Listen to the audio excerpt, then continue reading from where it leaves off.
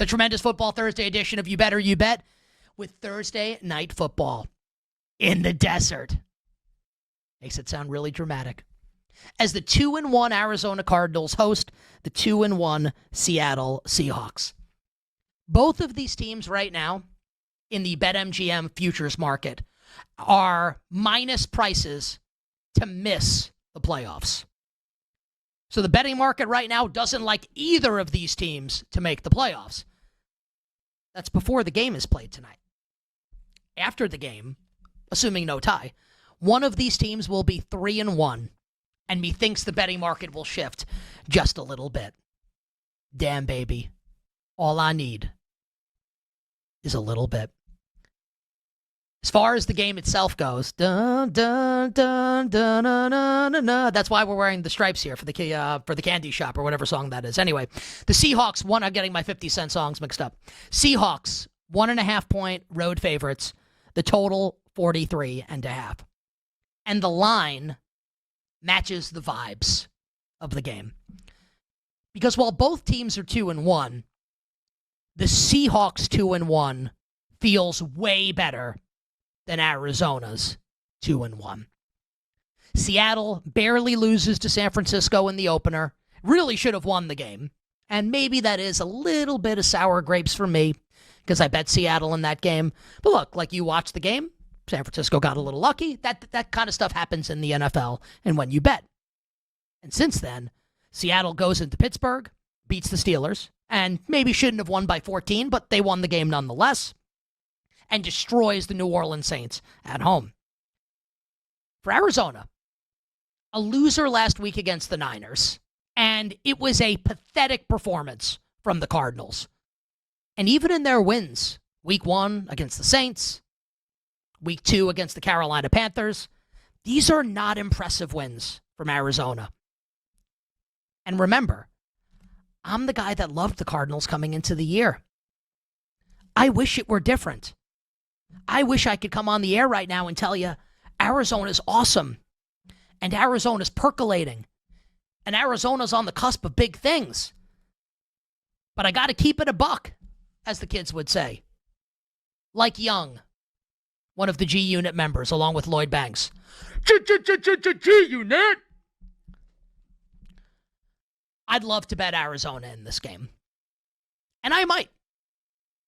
I do think, despite the Cardinals' injury report, where Will Johnson is unlikely to play, he's doubtful for Arizona, Zay Jones out with a concussion, we think that left tackle Paris Johnson will play, but listed as questionable. We'll find out for sure 90 minutes before kickoff. Even with Arizona's injury report being what it is, and Femi he's expected to play, we'll wait for confirmation, but we do think Paris Johnson will play. I do think that Arizona should be a small favorite in this game. -1, maybe -1.5, not 3. But I do think that this is a WTF game. Wrong team favored.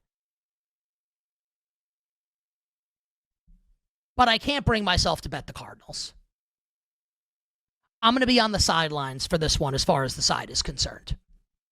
Now, I've basically got Arizona bets with all my preseason stuff, but I can't bring myself to make the bet. And the reason is, if the Cardinals are going to win this game tonight against Seattle, it requires a couple leaps of faith from me, the better, from you, the better. Right? Because there are questions that we ask ourselves about the Arizona Cardinals. What's this run game going to look like with James Conner out for the season? Why isn't Kyler Murray better? Why can't Marvin Harrison Jr. catch the ball? And why my buzz in LA ain't like it is in New York? You're going to need things to happen for Arizona in this game. I think you might get them. But Kyler's been such a disappointment. Marvin Harrison can't catch the ball. I think Trey Benson's going to be good as the number 1 running back, and we'll talk about his props in a little bit here, maybe to start the next segment. I like him in the receiving game here. I don't know what this is going to look like. James Conner brought such a physical element to that ground game. Can Trey Benson do that? even if I think he's really shifty and he's fast and he can be explosive, I think the Cardinals might lose a little bit of their offensive identity, what little of it they had with James Conner being out. And the big thing when I think about this game, and I would encourage anyone to try and come up with an argument against this,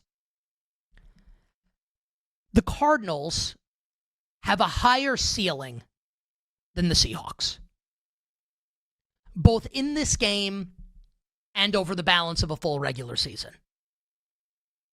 The Cardinals' ceiling is higher. But the floor, I think the floor is definitely higher for Seattle. And that makes it a difficult game to bet from a side and total perspective. So I'm not going to give you a bet on the side right now. Maybe I'll end up betting Arizona at the end of the show. If I do, it'll be for peanuts, just for something to root for, in addition to all my Arizona stuff from before the season. So I would bet Arizona if I had to bet it, but I don't feel that strongly about it. Lean towards the under, but not a strong feeling there. Jackson Smith and Jigba, meanwhile, tried to tell you guys all summer long. Now I'm thinking about smoking funny things. All summer long. We tried to tell you that JSN is one of the best receivers in the league. Believe us now? Been an absolute stud. And I think that those two players, their prop numbers, very interesting as it concerns tonight's game. Marvin Harrison Jr., receiving yards number. And if you don't know what it is, you the person watching, you the person listening, I want you to think. Like, what do you think it is? What would you guess Marvin Harrison Jr.'s receiving yards prop is? The answer right now at BetMGM, and it's been getting bet to the under over the course of the last few hours. And I'm just going to bring it up here just to make sure that I've got the exact one as it stands right now. We are at 47.5 for Marvin Harrison Jr. 47.5. And I guess it makes sense if you're looking at it through the lens of Cardinals offense v. Mike McDonald defense in Seattle. In the two games that the Cardinals played Seattle last year, right? Mike McDonald's first year as Seahawks coach, Marvin Harrison's rookie year in the NFL. 47 and 49 yards for Marv. So he didn't go off in either game last year against the Seahawks. If you're out there listening and watching, and you want to bet the Marvin Harrison Jr. over, and I'll be honest, I do. This is like a leap of faith pick. It really is. Because he's been terrible to start this year. He's not fast enough to separate, and you can get away with that in the NFL. Like, you can't be a super duper megastar, but you can get away with that if, like, your body control is sick, and you're out physicaling cornerbacks, and you've got great hands. He ain't catching the ball right now. And he's too slow. He's not slow compared to, like, mortal men like me, like average Joes, but compared to, like, Malik Neighbors or, like, Brian Thomas Jr., he's got his own issues catching the ball. Like, Marv ain't getting the job done right now. He did leave a ton of yards on the field last week. That needs to be said. And he's putting a ton of pressure on himself right now. And this is what you want a young player to say, or anyone to say. Listen, I'm 42 years old. I love when people take responsibility when they make a mistake. Like at the end of last segment, when Jake completely fouled everything up. And we had like dead air for like 20 seconds. We went to break and Jake was like, it's my fault. I appreciated that from Jake. Like, we're adults. You could be an adult and you don't have to be a young player. When you say hand up, it's my fault. Like me wearing a striped shirt today to the show, knowing that Femby probably would. That was my bad. Marvin Harrison Jr. knows that he's stunk it up. He knows he's letting his team down. He knows that he needs to do better. He's saying it. Now, you could spin that either way. Is the pressure going to get to him? Or is the fact that it's a short week, has that given him less time to think about his issues? Much like Joe Hendry, I believe in Marvin Harrison. I do like MHJ's over tonight against the Seahawks. As far as JSN goes, I said last week on my Sunday shows that JSN, I believe his yardage prop was 72.5 last week. And like the exact line that I gave was, JSN has gotten to the point now, like I'm not saying that he's like Jamar Chase versus a bad defense with Joe Burrow at quarterback, or Justin Jefferson against a bad defense with someone other than J.J. McCarthy at quarterback. But JSN, the first digit in his yardage, like needs to be an 8 moving forward.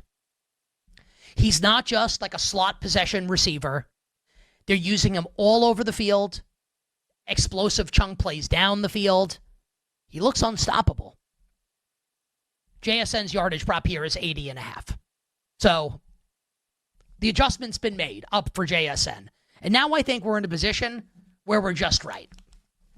If I had to bet it, I'd bet the over because I think he's so good that he could easily go over. But I think that will be a pass for me as far as yardage props go. One more yardage prop to discuss. It's Trey Benson, George's grandson. Lots of music in the air and lots of loving everywhere, so give me the night. All right. Trey Benson's receiving yards prop tonight, 19.5.